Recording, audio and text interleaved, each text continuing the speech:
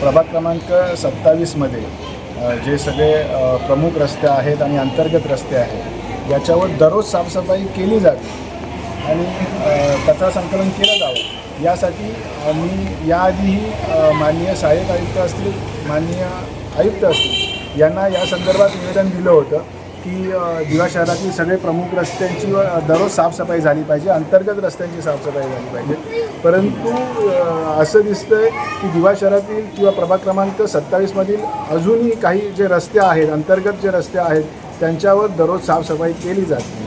आज मी या महापालिकेचे जे सफाई कर्मचारी आहेत, जे ठेकेदार आहेत, अधिकारी यांच्याशी पण संपर्क साधला होता. आज काही सफाई कर्मचारी आणि ठेकेदार होते, त्यांना घेऊन मी या समर्थनगर असेल, पोस्ट ऑफिसचा रस्ता असेल, सुरेशनगर असेल, सद्गुरुनगर सिद्धिविनायक हॉस्पिटलचा रस्ता असेल, येथे आम्ही आज जाऊन पाहणी केली आणि या पाहणीत त्यांना मी दाखवून दिलं की ह्या रस्त्यावर ही साफसफाई केली जात नाही. म्हणजे त्यांनी मला उत्तर दिलं की आम्ही 2 दिवसांनी येतो, 3 दिवसांनी येतो, परंतु रस्त्यांची अवस्था बघून असं वाटतं की इथे 15 ते 20 दिवस किंवा कर्मचारी येतच नाही असं दिसतं. इतकी भयान परिस्थिती ह्या सर्व रस्त्यांवर आहे. इथे कचरा उचलला जात नाही, इथे महापालिकेचा सफाई कर्मचारी फिरकलासुद्धा जात नाही अशी स्थिती आहे. मी आज त्या कर्मचाऱ्यांना आणि अधिकाऱ्यांना मी ठणकावून सांगितलं आहे की हे जे प्रमुख रस्ते आहेत म्हणजे समर्थनगर हा पूर्ण विभाग असेल, हा पोस्ट ऑफिसचा रस्ता असेल आणि जे अंतर्गत रस्ते आहेत सुरेशनगर असेल, सद्गुरुनगर असेल, साबे रोडला काही रस्ते आहेत, या रस्त्यांवर दैनंदिन म्हणजे दररोज साफसफाई केली पाहिजे.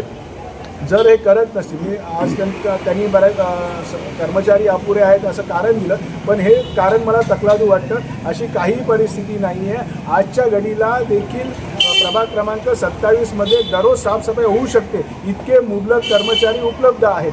परंतु इथल्या ठेकेदाराची असेल किंवा अधिकाऱ्यांची साफसफाई करण्याची मानसिकता दिसत नाही आहे. आणि हे असा प्रकार असेल तर मी आज अधिकाऱ्यांना सांगितली आहे की हा सगळा कचरा, या समर्थनगरमधील सगळा कचरा असेल, ह्या अंतर्गत रस्ता सगळा कचरा आणून तुमच्या मी हजेरी शेडमध्ये टाकून देईन असं मी त्यांना सांगितलेलं आहे. आणि त्यांनी आता सांगितलं की आम्ही उद्यापासून साफसफाईला येणार आहोत, परंतु ही साफसफाई दररोज होते की नाही यासुद्धाकडे आमचं लक्ष राहणार आहे.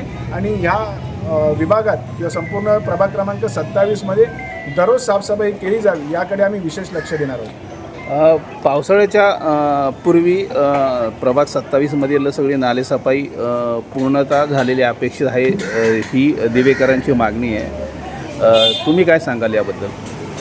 मी पावसाळ्यापूर्वी जे प्रमुख नाले आहेत की ज्याच्याने सगळा दिवा शहरातील जो पाण्याचा निचरा होतो याच्यावर साफसफाई व्हावी म्हणून महापालिकेने एक डेडलाईनसुद्धा दिलेली आहे 31 मे. हां, तर त्या अगोदर या डेडलाईनपूर्वी ती साफसफाई, नाल्यांची साफसफाई केली जावी यासाठी आम्ही देखील लक्ष देणार आहोत.